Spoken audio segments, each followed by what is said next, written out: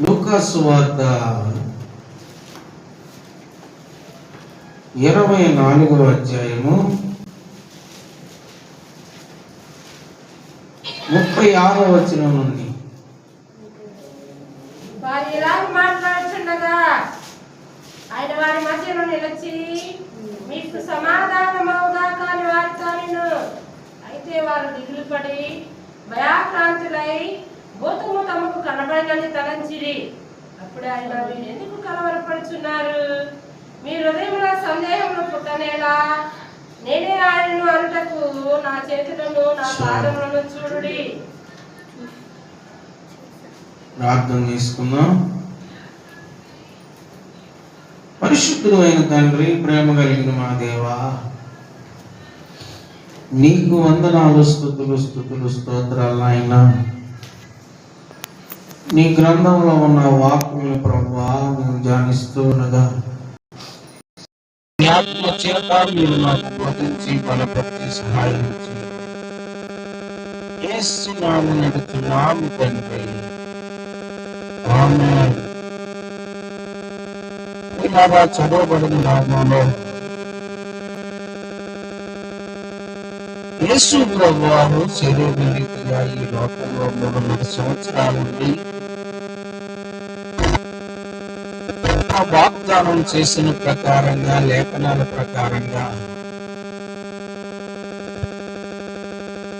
చనిపోయి 3వ రోజున తిరిగి లేవబడ్డారు. తిరిగి లేచిన తర్వాత ఆయన అనేక ప్రత్యక్షతలు ఆయన కనపరిచారు. అయితే యేసు ప్రభువారు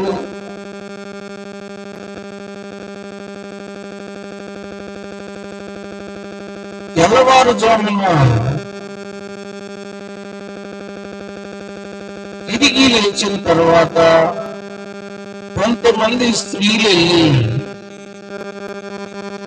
ఆయన యొక్క సమాధిని చూశారు. అప్పటికే ఆయన తిరిగి లేచి ఉన్నాడు. ఆ విషయాన్ని శిష్యులకి వచ్చి చెప్పారు. అయితే శిష్యులు ఆ మాటల్ని నమ్మలేదు. 11వ వచనం చూడండి. అక్కడే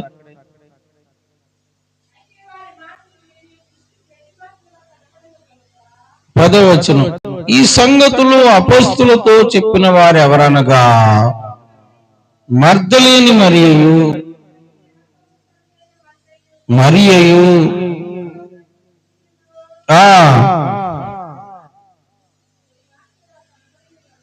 వారి మాటలు వారి దృష్టికి వెర్రి మాటలుగా కనబడను గనుక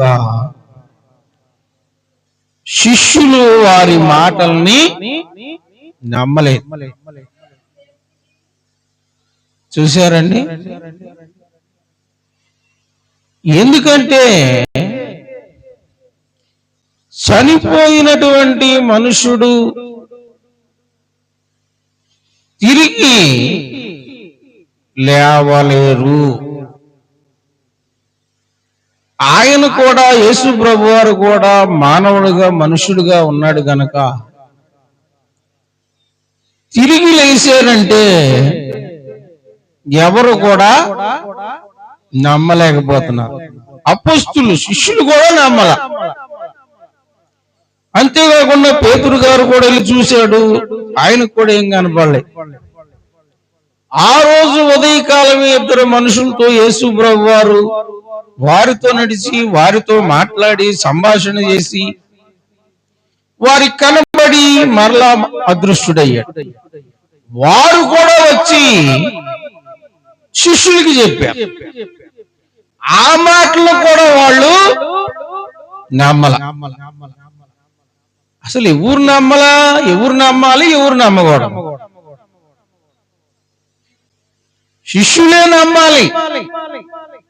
బయటోళ్ళు నమ్మకపోయినా పర్వాలేదు. కానీ ఎన్ని దృశ్యాలు, ఎన్ని విధానాలు, ఎన్ని సాక్ష్యాలు రుజువుపరిచినా శిష్యులే నమ్మట్ల.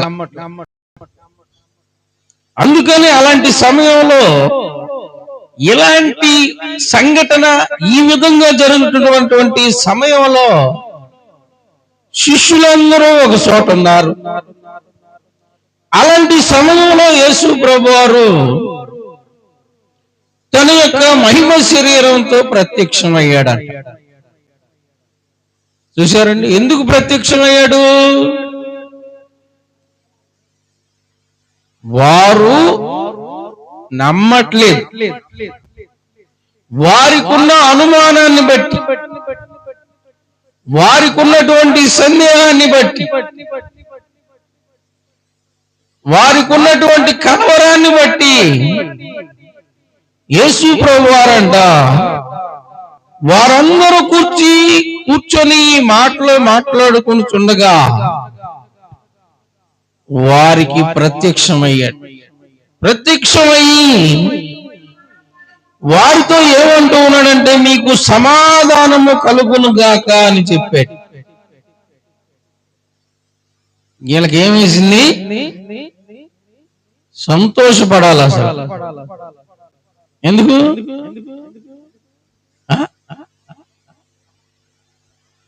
సరే, గుర్తు లేకపోయినా గుర్తు చేస్తున్నారుగా. ఇప్పుడు గుర్తు లేదనుకో, అనుమానం ఉందనుకో, సందేహం ఉందనుకో, ఏదో కలవరం వెంటాడుతుంది అనుకో, తిరిగి లేవడని, అసలు అలాంటిది లేదని కళ్ళ ముందు ప్రత్యక్షమయ్యాడు. సాక్ష్యాలు కూడా రుజువు అవుతున్నాయి. అప్పుడు ఏం చేయాలి? నమ్మాల, సంతోషపడాలి. ముందు కనపడ్డందుకు వాళ్ళు సంతోషపడతలా. ఏం చేస్తూ ఉన్నారు? వారు దిగులు పడి భయాక్రాంతులై. ఎందుకు వారికి దిగులేసిందంటే, ఎందుకు వారికి భయం వేసిందంటే, దెయ్యాలు, భూతాలు, ఆత్మలు తప్ప మనుషులు తిరిగి లేచి కనబడరు. అది వాళ్ళ హృదయంలో ఉన్నది. వాళ్ళకే కాదు, ప్రతి మనుషులు కూడా. చనిపోయినటువంటి మనుషులు తిరిగి లేస్తే ఒకరు కనబడితే వాళ్ళ ఆకారం గాని వాళ్ళ విధానాలు గాని ఏమనుకుంటారు? దెయ్యాలు అనుకుంటారు. లేకపోతే ఏ ఆత్మలు, భూతాలు కనబడ్డాయి. అందుతో అన్నిటికన్నా బలమైంది మరణం. మరణించిన మనిషి తిరిగి లేచాడంటే ఇంకా భయం. వాళ్ళు అందుకని భయాక్రాంతులైపోయి ఉన్నారు. చూశారండి? ఏదైనా చూడగలనటువంటి సన్నివేశాన్ని మనం కూడా చూసినప్పుడు ఏమవుతుందంటే వెంటనే భయం వచ్చేస్తుంది, కలవరం వచ్చేస్తుంది. కానీ ఆయన ప్రత్యక్షమై వారితో మాట్లాడుతూ ఉన్నాడు. వాళ్ళతోనే మొట్టమొదట ఏమైనా ప్రత్యక్షం అయ్యాడా భయం వేస్తానికి? అంతకుముందు కొంతమంది కనబడ్డాడు. సాక్ష్యాలు కూడా రుజువు ఉన్నాయి. అయినా కానీ వాళ్ళకి నమ్మకం లేదు, ఆయన మీద విశ్వాసం లేదు, ఆయన చెప్పిన వాగ్దానాల మీద నమ్మకం లేదు, ఆయన చెప్పిన మాటల మీద నమ్మకం లేదు, ఆయన చూపించిన రుజువుల మీద కూడా వారికి నమ్మకం లేదు. అలాంటి వాళ్ళు అప్పుడు కాదు, ఇప్పుడు కూడా ఇప్పుడు కూడా ఉంటారు. అది కరెక్ట్. అసలు అప్పుడు, ఇప్పుడు, ఎప్పుడు ఉంటానే ఉంటారు. వాళ్ళతో దేవుడు మాట్లాడినా,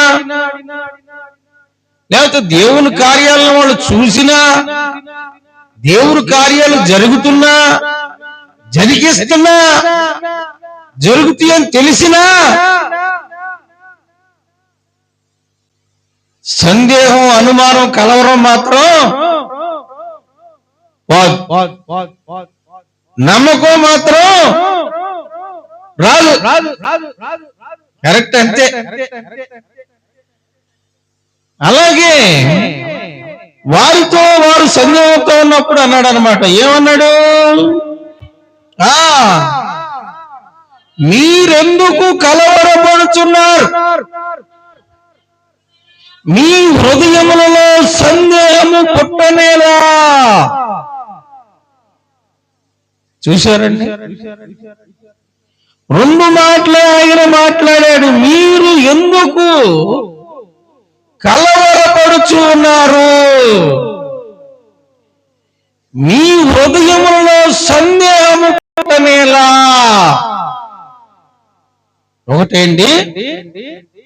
కలవరం. కలవరం అంటే ఏంటి? సార్ చెప్పండి. ఏంటిది? అందరికి సార్, అందరూ చెప్పండి అంటే ఇంకేం చేస్తాం. కలవరం అంటే ఏంటి? అసలు కలవరం అనేది ఎప్పుడు వస్తుంది?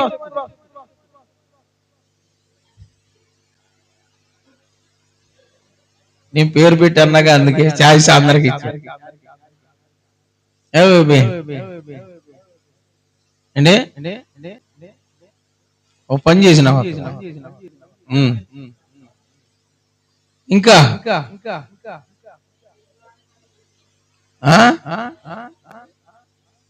భయంతో కూడినటువంటి సందేహం, సన్నివేశం, సందేహం.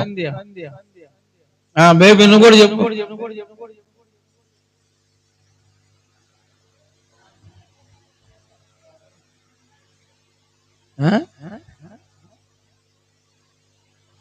అసాధ్యమైనటువంటి కార్యం సాధ్యమైనట్లు మనకి కనిపించినప్పుడు మనలో అప్పుడు వస్తుంది కలవరం. ఇది సాధ్యపడదు, కానీ సాధ్యమైంది. అలాంటి సన్నివేశం అది కళ్ళతో చూసినా, కళ్ళలో చూసినా. మరి అంతేగా, కళ్ళలో చూసిన, కళ్ళలో చూసి కూడా కలవరపడే వాళ్ళు చాలా మంది ఉంటారు. ఇప్పుడు నెబుకద్నెజరు అన్నాడు, కల వచ్చినప్పుడు ఏమన్నాడు? ఆ కల వల్ల నేను కలవరపడ్డాను. అంటే ఏంటి? అసాధ్యమైంది సాధ్యపడిన దాన్ని సాధ్యపడినట్లుగా చూశాడు. అలాగే అసలు తిరిగి లేవటమే సాధ్యపడినటువంటి విషయం. అలాంటి సన్నివేశం తిరిగి లేచి వాళ్ళ కళ్ళ ముందు నిలబడ్డబట్టిగా వాళ్ళకి ఏమొచ్చిందంటే కలవరం వచ్చేసి. రెండవది, భయాక్రాంతులయ్యారు. భయం వేసిపోయి ఏమేసిందంట? భయం. మనిషిని చూడంగానే, ఆయన చూడంగానే వాళ్ళకి ఏమొచ్చింది? భయం వచ్చేసింది. చూశారండి, భయము, కలవరము ఇవన్నీ హృదయంలో వచ్చేసింది. ఏం మాట్లాడలేక నివ్వరపోయి అదే పనిగా చూస్తూ ఉన్నారు. ఆయలు కాదు, ఇయ్యలు కూడా ఉన్నారు. అదే ఇందాక చెప్పింది. ఆయన తిరిగి లేచాడని, ఆయన పునరుద్ధానుడయ్యాడని, ఆయన సర్వాధికారి అయి సర్వాన్ని నడిపిస్తూ ఉన్నాడని, ఆయన సర్వాధికారి అయినటువంటి దేవుడు అయ్యాడున్నాడని ఇప్పుడు కూడా చాలా మంది నమ్మట్లా, నమ్మలేకపోతున్నారు. అదే కలవరంలో ఉంటున్నారు. అదే భయంలో ఉంటున్నారు, అదే ఆందోళనలో ఉంటున్నారు, అదే సందేహంలో ఉంటారు. పేతురు గారు అంటాడు, చూడండి, పేతురు రాసిన మొదటి పత్రిక. ఎందుకంటే ఆయన జీవితంలో కూడా కొంతమంది కనపడ్డారంట. 3వ అధ్యాయము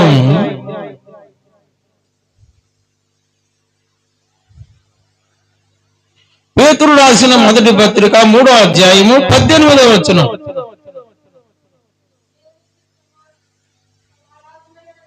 నువ్వు కంగారు పడమాకు, నిదానంగా చక్కగా చదువు. దేవుని చిత్తము అలాగూ ఉన్న ఎడల క్రీడు చేసి శ్రమపడుట కంటే మేలు చేసి శ్రమపడుటయే బహు మంచిది. ఎలయనగా మనలను దేవుని యొద్దకు తెచ్చుటకు అనీతిమంతుల కొరకు నీతిమంతుడైన క్రీస్తు శరీర విషయములో చంపబడి ఆత్మ విషయములో బ్రతికింపబడి పాపముల విషయములో ఒక్కసారే శ్రమపడెను. పేతురు గారు కూడా దేవుని సువార్త చేసేటప్పుడు క్రీస్తు లేకపోతే యేసు ప్రభువారు మృతులలో నుండి సజీవుడై లేచాడంటే చాలా మంది నమ్మలేదంట. అందుకని ఆ నమ్మనాలతో చెప్తూ ఉన్నాడు, అసలు ఇదంతా ఎందుకు జరిగిందంటే దేవుని యొక్క చిత్తం ఏంటిది? ఆయన పరలోకం నుంచి భూలోకంలోనికి రావటం, 33.5 సంవత్సరాలు ఈ లోకంలో జీవించటం, శిలువ వేయబడడం, 3వ రోజున చనిపోయి తిరిగి లేవటం, ఇదంతా ఎవరి చిత్తం? దేవుని చిత్తం. ఎందుకంటే మనలందరినీ దేవుని యొద్దకు ఎందుకంట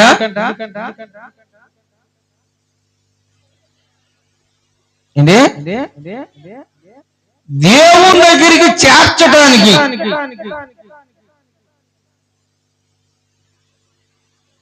ఆయన చనిపోవడం,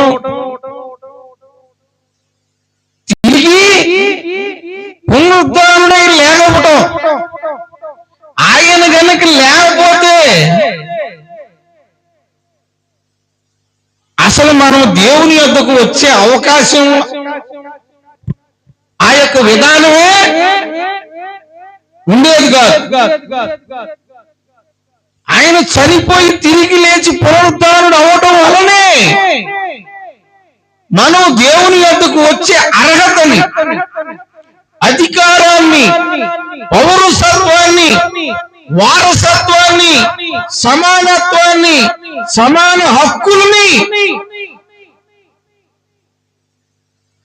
సంపాదించుకోవడానికి అవకాశం కలిగింది. ఆయన గనక తిరిగి లేకపోతే అసలు మనకి ఈ అవకాశమే వచ్చేదే కాదు. ఎందుకు వచ్చేది కాదంటే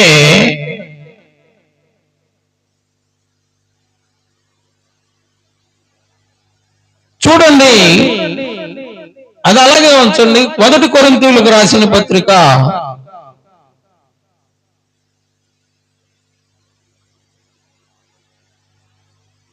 15వ అధ్యాయము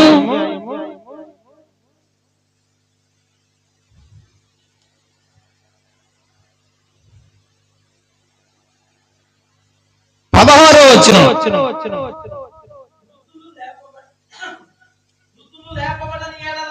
మృతులు లేపబడని ఎడల క్రీస్తు కూడా లేపబడలేదు. క్రీస్తు లేపబడని ఎడల మీ విశ్వాసము వ్యర్థమే, మీరింకను మీ పాపములోనే ఉన్నారు. పౌలు ఏమంటూ ఉన్నాడు? క్రీస్తు కనుక పునరుద్ధానుడై మృతులలో నుండి ప్రప్రదంగా లేపబడని ఎడల మనందరం కూడా దేంట్లో ఉండేవాళ్ళం? పాపములోనే ఉండేవాళ్ళం. పాపానికి ఏలుబడి చేసే అధికారం ఉంది. పాపానికి ప్రభుత్వం చేసే అధికారం ఉంది. పాపానికి మనిషిని చంపే అధికారం కూడా ఉంది. ఆయన ఏం చేశాడంటే పునరుద్ధానుడై పాపానికి ఏం చేశాడు? విమోచన, విడుదల, రక్షణ. రోమాపత్రికలు అంటాడు 8వ అధ్యాయంలో, రోమీయులకు రాసిన పత్రిక 8వ అధ్యాయము 4వ వచనం 3 కాడ నుంచి, శరీరమును అనుసరింపక ఆత్మను అనుసరించియే నడుచుకొనుచుమందు మన యందు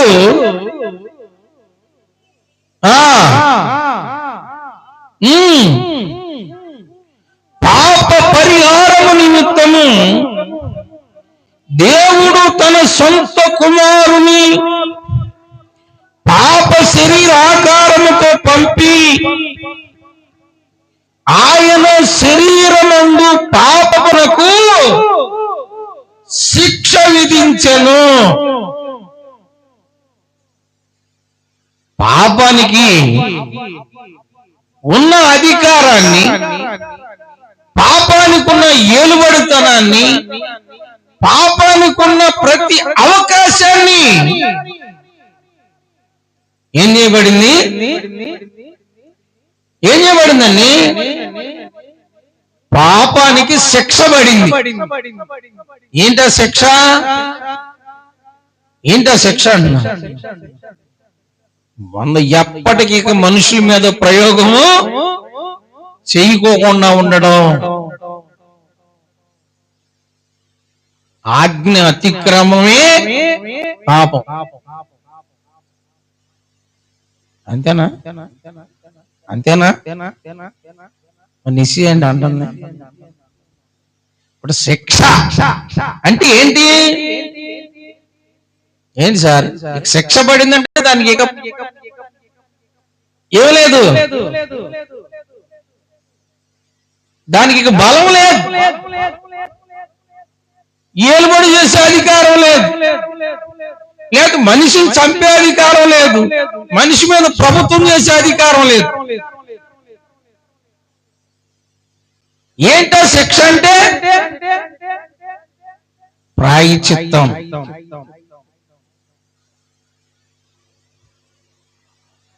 చూసారా? ఆయన చనిపోయి తిరిగి లేవటం వలన ఎన్ని ప్రయోజనాలు ఉన్నాయి.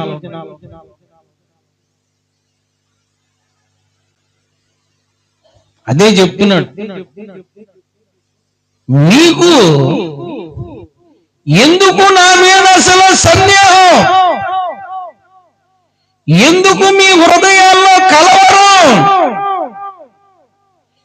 ఎందుకు మీ యొక్క ఆలోచనలో ఇలాంటివి వస్తూ ఉన్నాయి? నేను సజీవుడిగా ఉండగా చెప్పలేదా? అసలు నేను ఎందుకు వచ్చాను, ఏమి చేయటానికి వచ్చాను అని చెప్పాడా? చెప్పలేదండి. చెప్పాడా? చెప్పినా కానీ వాళ్ళు నమ్మల గుర్తు పెట్టుకోలా. ఇవాళ కూడా అంతే, పాపానికి శిక్ష పడిపోయింది. ఆయన పునరుద్ధానుడయ్యాడు.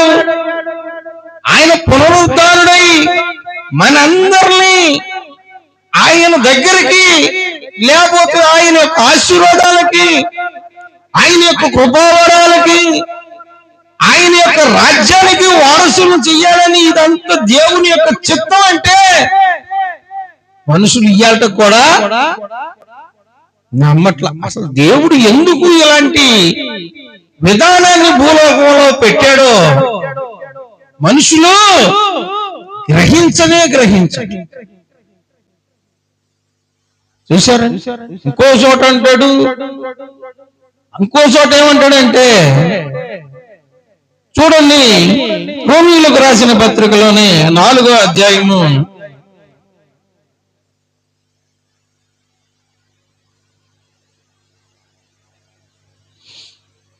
5వ వచనం చూడండి.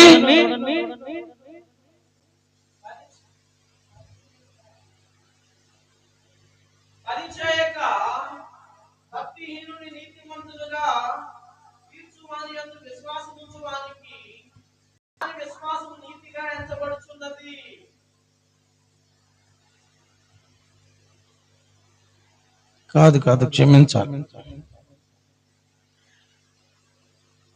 14వ అధ్యాయము 9వ వచనం.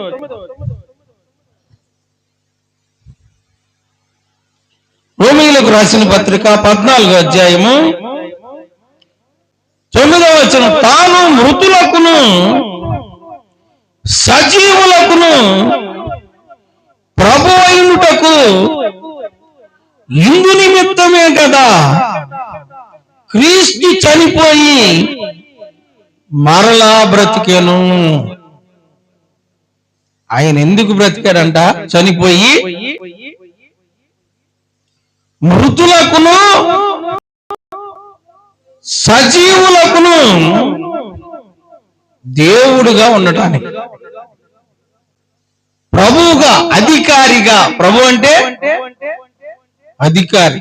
ఆయన తిరిగి లేచి శిష్యులతో చెప్పింది అదే, నాకు పరలోకములోను భూమి మీదను సర్వాధికారములు ఇయ్యబడ్డవి. ఎవరెవరి మీదంట? మృతులంటే చనిపోయినవా, సజీవులంటే బ్రతికున్నవారు. అంతకుముందు ఎవరికి అధికారం ఉండేది? చనిపోయినటువంటి ఆత్మలకి భూమి మీద అధికారం ఉండేది. ఆయన చనిపోయి తిరిగి లేవటం వలన మనం రక్షించబడటమే కాకుండా, పాపానికి శిక్ష పడటమే కాకుండా, మృతుల మీద సజీవుల మీద కూడా ఆయనకి సర్వాధికారం ఇవ్వబడింది. చూసారా? లేకపోతే మనకి ఇలాంటి అవకాశం వచ్చేదే కాదు. మన అందరం కూడా మృతులైనటువంటి సాతాను చేతి కింద ఉండి నశించిపోతూ శాపగ్రస్తులమై మరణించి పాతాళ వశం అయిపోవలసిందన్నమాట. పాతాళంలో ప్రతి మనిషి మీద, ప్రతి ఆత్మ మీద పాపానికే ఏలుబడి, పాపానికే ప్రభుత్వం, పాపానికే సర్వాధికారాలు ఉండే. కానీ దేవుని యొక్క చిత్తం ఇది. ఏంటిదండి? ఆయన రావటం, చనిపోవటం, తిరిగి మరలా లేవటం. మనమందరం రక్షించబడటం, మనమందరం ఆయన రాజ్యానికి వారసులవటం దేవుని యొక్క చిత్తం. గ్రహిస్తున్నావా? దేవుడు ఇంత ప్రాజెక్ట్ తీసుకుంటే, ఇంత ప్రణాళిక తీసుకుంటే, ఇంత సంకల్పం తీసుకుంటే, తన సొంత కుమారుణ్ణి పంపించి ఇంత చేస్తే మనకు అసలు ఏ ఆలోచన కూడా రాదు. అసలు దేవుడు ఎందుకు ఈ కార్యం జరిగించి ఉన్నాడు ఏమన్నా గ్రహింపవుతుందా? అసలు కనీసం దేవుణ్ణి కూర్చున్నటువంటి ఆలోచనే రావట్లేదు. నిజంగా దేవుడు ఉన్నాడంట, ఇదంతా దేవుడే చేశాడంట, ఇది నమ్మొచ్చు అంటావా? యేసు ప్రభువారి దేవుడు అంటావా? ఇన్ని సందేహాలు, ఎన్ని అనుమానాలు, ఎన్ని కలవరాలు. అప్పుడు కాదు, ఎప్పుడు ఇప్పుడు కూడా అదే. ఎక్కడ చూసిన ఇదే కలవరం. ఏ కలవరం? అసలు దేవుడు ఎవరు? యేసు ప్రభు వారి కాలంలో శిష్యులే నమ్మల. శిష్యులు ప్రకటిస్తున్న కాలంలో శిష్యుల మాటలే నమ్మల. పౌలు ప్రకటిస్తుంటే పౌలు మాటలనే నమ్మల. ఆఖరికి ఇశ్రాయేలు దగ్గరికి వెళ్ళి చెప్పాడు. హెబ్రీయులకు రాసిన పత్రిక పౌలు గారు 8వ అధ్యాయము 1-2 వచనాలు చూడండి. పౌలు గారు కూడా వెళ్ళి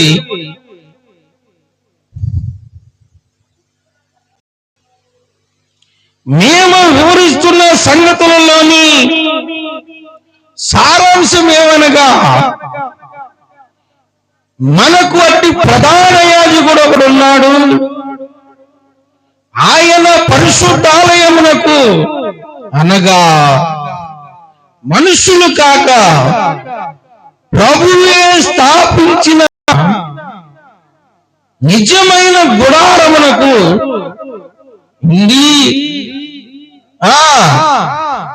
మహామహుని సింహాసనమున కుడి పార్శ్వమున ఆసీనుడయ్యాడు. ఆయనే యేసు ప్రభువారు, ఆయనే ప్రధాన యాజకుడు, ఆయనే ప్రభు అని హెబ్రీయులతో పౌలు గారు చెప్పారు.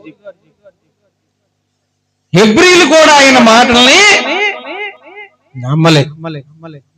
శిష్యులు నమ్మకపోవడంలో న్యాయం ఏముంది? అన్యాయం ఏముంది అంటే? ఇయ్యాల నమ్మకపోవడంలో న్యాయం ఏముంది? రేపు నమ్మకపోవడంలో న్యాయం. అసలు మనుషులు ఎందుకు నమ్మలేకపోతూ ఉన్నారంటే దేవుణ్ణి ఆయనే చెప్పాడు అక్కడ. ఎందుకంటే లూకాసు వార్తలో 45వ వచనం, 24వ అధ్యాయం లూకాసు వార్తలో 40, అప్పుడు వారు లేఖనములు గ్రహించినట్లుగా ఆయన వారి మనస్సును తెరిచి, మనుషులు దేవుని మాట ఎందుకు నమ్మలేరంట?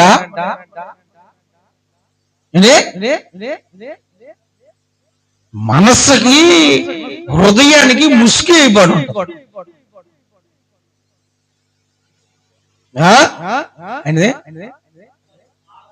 తాళం వేస్తారా? గ్రహించేటువంటి మనసు, పాటించేటువంటి హృదయం దేవుడే ఇవ్వాలి. ఎవరికి?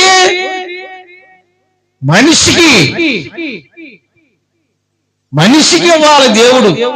అందుకే మనిషి గ్రహించలేకపోయేది, నమ్మలేకపోయేది, సందేహించేది, అనుమానించేది, దేవుడితో నడవలేకపోవడానికి కారణం ఏంటంటే వారి మనసు తెరవబడపోవటం. మనసు ఎప్పుడు తెరవబడబోద్దంటే, తెరవకుండా ఉంటుందంటే, దేవుడికి వారి మనసులో చోటు లేనప్పుడు. అది కూడా చెప్పాడు పౌలు గారు, చెప్పాడు. ఏమన్నాడు? వారి మనస్సులో దేవునికి చోటు లేదు కనుక, దేవుడికి నీ మనసులో స్థానం ఇస్తే ఆయన ఉన్నాడు, ఆయన చూస్తున్నాడు. ఆయన చెప్పిన ప్రతి మాటని మనం నమ్మాలి. ఆయన యందు సందేహించకూడదు. ఆయన మన కోసం ఇన్ని శ్రమలను అనుభవించాడు, ఇలాంటి విమోచన కలిగించాడు, మనల్ని అందరినీ ఆయన దగ్గరికి చేర్చుకున్నాడు. మనకి ఇలాంటి రక్షణ ఉంది, ఇలాంటి మేలులు ఉన్నాయి, ఇలాంటి కృపావరాలు ఉన్నాయి. మొట్టమొదటి నువ్వు అసలు ఆయన్ని అసలు మనసులో ఏమన్నా ఆయన గురించి ఆలోచిస్తే నీ మనసు దేని మీద ఉంది? పెద్ద లిస్టే రాశాడు పౌలు గారు, ఇంకా చాలా ఉన్నాయి.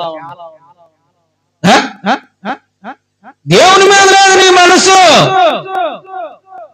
కనుక నీ మనసు ఏం చేయబడతలా? తెరవబడతలా. అందుకే యేసు ప్రభువారు అంది ఏమన్నాడు?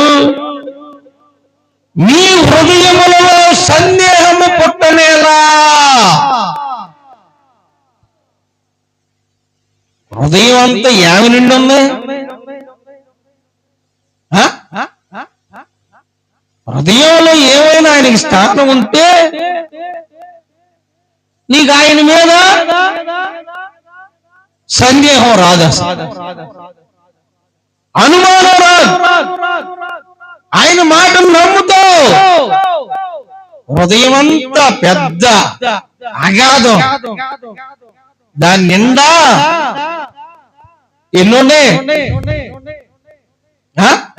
ఆయనకి ఏడ స్థానం ఉంది? అదేదో బొమ్మ ఒకటి చూపించేవాడు, హృదయం అనేటువంటి బొమ్మ ఒకటి చిన్నపిల్లగడప్పుడు. ఇప్పుడు కూడా ఉన్నాయిలే, పాములు, తేళ్లు, కప్ప, నుచ్చిన ఈ లోకంలో ఉండే అన్ని నిండిపోయి ఉంటాయి. ఇంకా దేవుడికి స్థానం ఏడు? అందుకే యేసు ప్రభు గారు చెప్తున్నా, ఎరా బాబు, ఇన్ని చూసినా, ఇన్ని రుజువులు చేసినా, నేనొచ్చి ప్రత్యక్షమైనా ఇంకా మీ మనసు తెరబాటు. కనుక ఈ రోజు నుంచి లేఖనమును గ్రహించినట్లు నేను మీ మనసును, మీ హృదయాన్ని తెలుస్తున్నా. ఇర్మియా గ్రంథంలో కూడా అంటాడు, వారికి రాతి గుండె తీసేసి మాంసపు గుండెని వేస్తాడు. మనిషి సామాన్యంగా మారతాడు అనుకుంటున్నాడు, మనిషి సామాన్యంగా మనసును మార్చుకుంటాడంట. యేసు ప్రభు వారు ప్రారంభం, లేకపోతే యోహాను గారు ప్రారంభ సువార్త ఏంటంటే ఏంటి? ప్రారంభం మారు మనస్సు, మనస్సుని మార్చుకోవాలి. ఎప్పుడు మారిద్ది మనసు?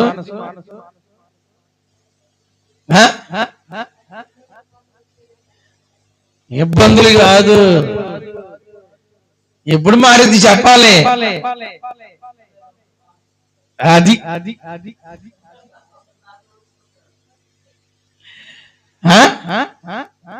మనసు మారటం అంటే సామాన్యం. తట్టుకోలేనటువంటి పరిస్థితి రావాలి. అట్ట కూడా చచ్చిపోయే వాళ్ళు ఉంటారు, దానికి దేవుడు ఏం బాధ్యుడు కాదులే. కానీ మనస్సు తెరవాలంటే అది సామాన్యమైన విషయం కాదు. అందుకే చెప్పాడు, లేఖనములు గ్రహించినట్లు తెలిసి క్రీస్తు శ్రమపడి 3వ దినమున మృతులలో నుండి లేచిననియు సమస్త జనములలో మారు మనస్సును పాప క్షమాపణయు వ్రాయబడి ఉన్నది. ఈ సంగతులకు మీరే సాక్షి. ఎందుకు నేను మరలా మీకు ప్రత్యక్షం అవ్వాల్సి వచ్చిందంటే,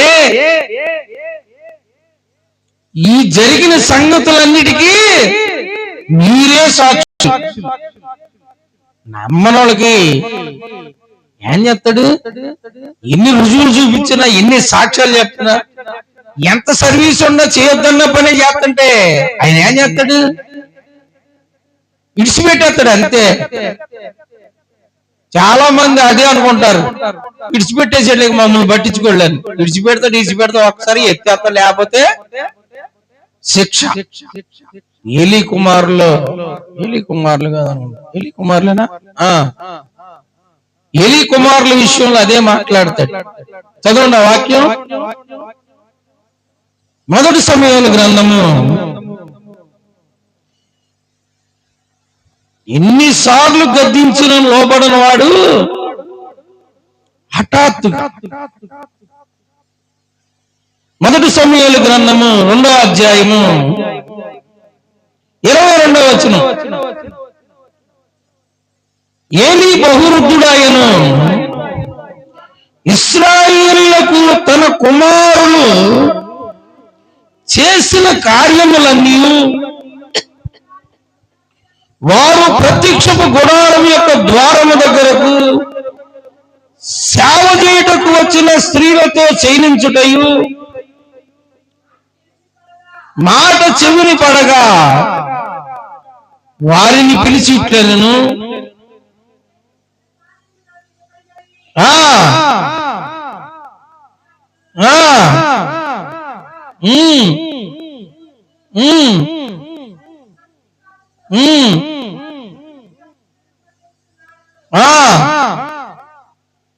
తప్పు చేసిన ఎడలా గాని చేసిన ఎడలా అనెను. అయితే యెహోవా వారిని సంపదలసి ఉండెను గనుక వారు తమ తండ్రి యొక్క మరను చూసా, ఇనే మనసు కూడా దేవుడే లేకుండా చేస్తాడండి. ఎవరికి? ఎవరినైతే సంపను ఉద్దేశించాడో, ఎవరు చెప్పినా గాని ఆలకింపని వాళ్ళు, పట్టించుకొని వాళ్ళు, లెక్క చేయని వాళ్ళు, భయం లేకుండా ఇష్టం వచ్చినట్టు నడుస్తూ ఉంటారే, ఇక వాళ్ళకి శిక్ష ఇడు వాళ్ళకి. ఏం చేస్తాడంట? ఇదేంటి ఏం చేస్తాడంట? చంపేస్తాడు. ఆయన చెప్పాడు, వారిని యెహోవా సంపనుద్దేశించెను గనక. యాజకులు చెప్తున్నారు, వాళ్ళకి పట్టించుకోవట్లా. తండ్రి చెప్పాడు, పట్టించుకోవట్లా. దేవుని గురించి అన్ని తెలుసు, అయినా ఏం మాత్రం లెక్క చేయకుండా వాళ్ళు ఏది చేయాలనుకుంటున్నారు అదే చేస్తున్నారు. కనుక దేవుడు ఏం ఉద్దేశించాడుగా నిర్ణయం తీసుకుని ఉన్నాడు, యెహోవా వారిని సంపదలసి ఉండెను గనుక. ఇక అలాంటి వాడు మనసు ఎటు తిరుగుతాడు? అలాంటి వాడు హృదయాన్ని ఎటు తిరుగుతాడు? ఏంటండి ప్రార్థనకు వచ్చేవాళ్ళు అటు చెప్తున్నారు, ప్రార్థనకు వచ్చిన తర్వాత భర్తను పోగొట్టుకున్నాను, భార్యను పోగొట్టుకున్నాను, పిల్లలను పోగొట్టుకున్నాను. యాంటికి పోగొట్టుకుంటారు? దేవుడు అన్యాయస్తుడా? దేవుడు అన్యాయస్తుడా? దేవుని ప్రేమ ఎవరి మీద అయితే ఉంటుందో, దేవునికి ఎవరు భయపడుతూ ఉంటారో వాళ్ళని ఏం చేస్తాడంటే శిక్షిస్తాడు. ఈయనకి లాగా ఏదో ఒక శిక్ష వేసి బయట వేస్తాడు. శిక్ష రంగాల్లో కొంతమంది ఆహాబులా ఈయనకి లాగా ఏం చేస్తారంటే దేవునికి భయపడి కాళ్ళ మీద పడతారు. ఎన్ని విన్నా, ఎన్ని తెలిసినా ఏం మాత్రం లోబడే మనసు లేనోళ్ళు, మనసు తెరవబడిన వాళ్ళని చంపడానికి నిర్ణయించుకుంటారు. అందుకే దేవుళ్ళలోకి వచ్చి చాలా మంది నష్టపోతున్నారు. మళ్ళీ నింద ఎవరి మీద వేస్తారు? దేవుని మీద. అదేంటండి? దేవుడు అన్యాయస్తుడా? దేవుడు పక్షపాత? ఆయన తీర్పులు న్యాయమైనవి. ఆయన ఎవరు ఎడలా పక్షపాతి కాదు. నువ్వు పెద్దయ్య గారు అవ్వచ్చు, చిన్న విశ్వాసి అవ్వచ్చు. చిన్న విశ్వాసం ఏమంటాడంటే నేను అంతగా చేయట్లేదండి. ఎంతగా చేసినా వచ్చావు ఆయన దగ్గరికి, నీ మూలంగా ఆయన నామానికి ఏమొస్తున్నాయి? అవమానం. నువ్వు ఆయన నామానికి అవమానం తెచ్చేవాడు అయితే ఆయనకి నీ మీద ఏమొస్తుంది? కోపం వస్తుంది. ఆయన కోపం వచ్చిందంటే దానివల్ల నువ్వు శిక్షణను భరించాలి, లేకపోతే శాపనన్న చావాలంతే. ఏంటనుకుంటున్నావు ఆయనతో ప్రయాణం? అందుకే శిష్యులతో చెప్పాడు, నేను అసలు మీ దగ్గరికి మళ్ళీ ఎందుకు వచ్చారంటే మీరు నమ్మకపోయినా మీరే నాకు సాక్షులు, మీతోనే ఉన్నాను గనక, మీరన్నీ చూశారు కనుక, మీరు నాతో నడిచారు కనుక. నమ్మలేదు అనుకో, నమ్మను ఏం చేస్తాడు? ఎన్నో ఏం చేస్తాడు? ఎత్తేస్తాడు. అదే చెప్పేది, ఊరుకోడు కాదండి. నువ్వు ఒకసారి శిక్ష రంగానే భయపడుతున్నావు, శిక్ష వచ్చినా భయపడిన చాలా మంది ఉంటారు, మూర్ఖత్వంగా నడిచేవాళ్ళు. అలాంటి వాళ్ళని చంపేస్తాడు. ఎంత పెద్ద అయ్యగారైనా సరే, లేకపోతే ఎంత చిన్న విశ్వాస అయినా సరే, ఖచ్చితంగా చేసిన నేరానికి ఆయనే మాట ఇచ్చినందుకు. ఏం మాట ఇచ్చాడు? పాపానికి ప్రాయశ్చిత్తం లేకపోతే పరిహారంగా నేనే ఆ సంగతి అంటే చూస్తాను అన్నాడు. అంతే. ఆయనే ఏం చేయాల్సి వచ్చింది? శిక్షని భరించాల్సి వచ్చింది. మరి ఎట్లా?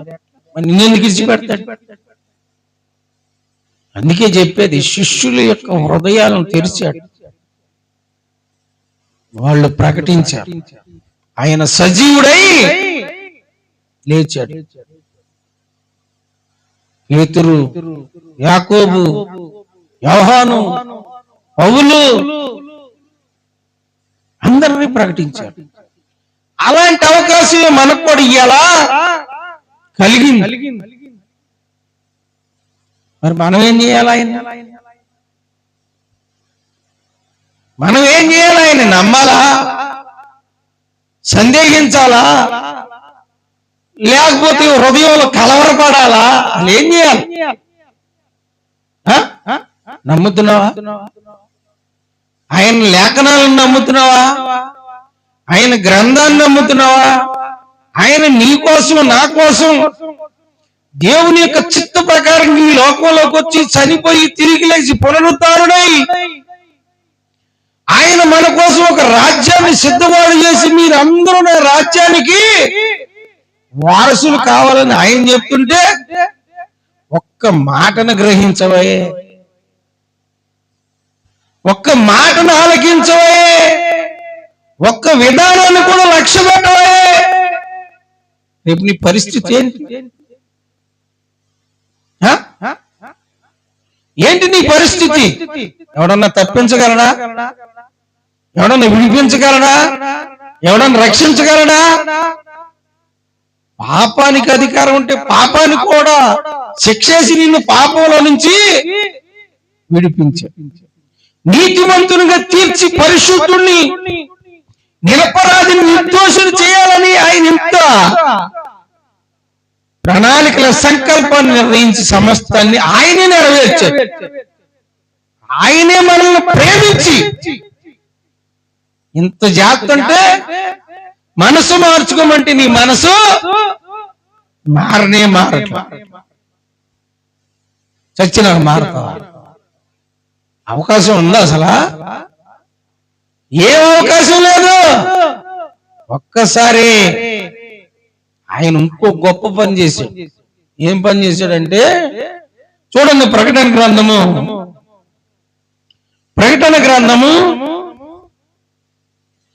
5వ అధ్యాయము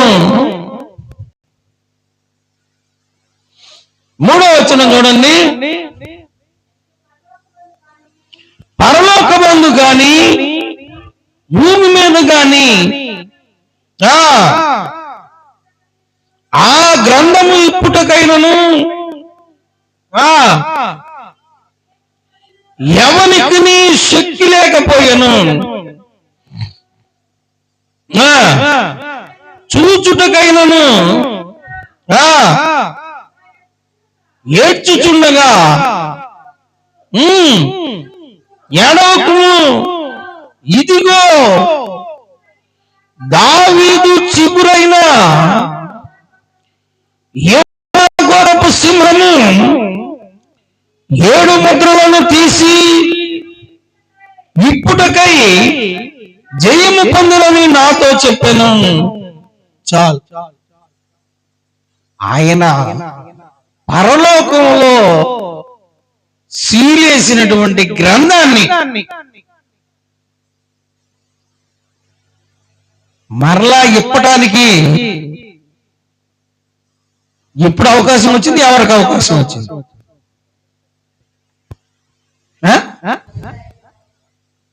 ఎప్పుడు అవకాశం వచ్చింది? అది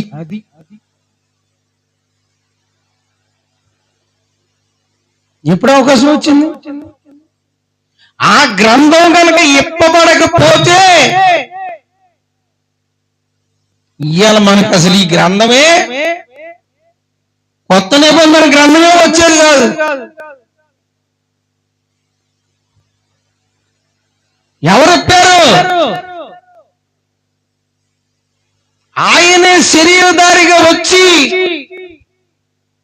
ఆ 7 ముద్రలు కలిగినటువంటి ఆ గ్రంథాన్ని పరలోకంలో గాని భూలోకంలో గాని ఏ లోకంలో గాని ఇప్పగలిగిన వాళ్ళు మరి ఎవరు కూడా కనబడలేదు. ఎందుకంటే పాపము లేకుండా పుట్టాలి, పాపం లేకుండా పెరగాలి, పాపం లేకుండా చనిపోవాలి, చనిపోయి తిరిగి లేవాలి. అప్పుడే ఆ గ్రంథాన్ని ఇప్పాలి. ఆ క్రియ చేసింది ఎవరు? యేసు ప్రభువారు. ఎత్తుకులాడుతా ఉన్నాడంట. పరలోకం అంతా ఎత్తుకులాడుతున్నారంట. అసలు ఆ గ్రంథాన్ని ఎవరు ఇప్పగలరు? ఎన్ని తరాలు, ఎన్ని ఏళ్ళు, ఎన్ని కోట్ల సంవత్సరాలు గడిచినా దీన్ని ఇప్పగలిగిన వాళ్ళు ఎవరు లేదని అందరూ ఏడుతుంటే అప్పుడు స్వరం వినపడిందంట. దాన్ని ఇప్పగలిగిన ఆయన ఒక్కడే ఉన్నాడు. ఎవరైనా యోధా గోత్రపు సింహం ఆయనే యేసు ప్రభువారు. ఆయనే మృత్యుంజయుడు అయినందువలనే ఆయన ఆ గ్రంథాన్ని పునరుద్ధానుడు అయినందువల్ల.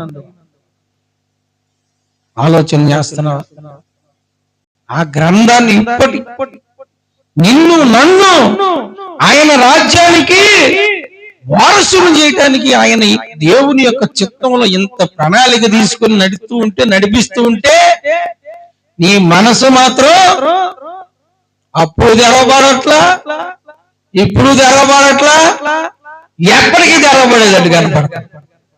అప్పుడు సందేహమే, ఇప్పుడు సందేహం, ఎప్పటికీ సందేహం. మరి ఎట్లా ఇది పోయేది? నువ్వు ఆయన మనసులో చోటి ఆయనే నీ మనసుని ఏం చేస్తాడంటే తెరుస్తాడు, నీ హృదయాన్ని సరిచేస్తాడు. ఆయన నిన్ను ఆయన రాజ్యానికి వారసుని చేస్తాడు. ఇప్పుడైతే శిష్యుల యొక్క హృదయం తెరవబడిందో, వారి మనసు తెరవబడిందో, వారు ఆయన వెంబడించారు, ఆయన సాక్షులుగా నిలబడ్డారు, ఆయన అద్భుతాలు, సూచక్రియలు, మహత్కార్యాలు జరిగించారు, ఆయనలో ఉన్న ప్రతి కృపావరాన్ని పొందుకున్నారు, ఆయన రాజ్యానికి వారసులయ్యారు. కనుక మనం కూడా గ్రహించి మన కోసం ఆయన ఏం చేశాడు, ఏమి దాచి ఉంచాడని గుర్తెరిగి దాన్ని సంపాదించుకుని ఆయన రాజ్యానికి వారసులు అయ్యే వారం లాగా ఉందాం. ప్రార్థన చేసుకుందాం. ప్రార్థన. పరిశుద్ధుడు అయిన తండ్రి, ప్రేమ కలిగిన మా దేవా, నీకు వందనాలు, స్తుతులు స్తోత్రాలు నాయన. నువ్వు సజీవుడు అయ్యావంటే శిష్యులే నమ్మలేదు, కానీ నీ ప్రత్యక్షతను కనుపరిచావు, వారి హృదయాన్ని మనస్సును తెరిచావు, వారి సాక్షులుగా నిలబెట్టావు ప్రభువా. అలాగే నీ సన్నిధికి వస్తున్నా మేము, నీ ద్వారా రక్షించబడిన మేము, నీ చిత్తంలో నీ సంకల్పంలో నడుస్తున్న మేము, మా మనస్సును మా హృదయాలను తెరవబడి నీలో ఫలించి నీ రాజ్య వారసుల వారిలాగా బలపరిచి దీవించమని యేసు నామమున అడుగుచున్నాము తండ్రి. ఆమేన్.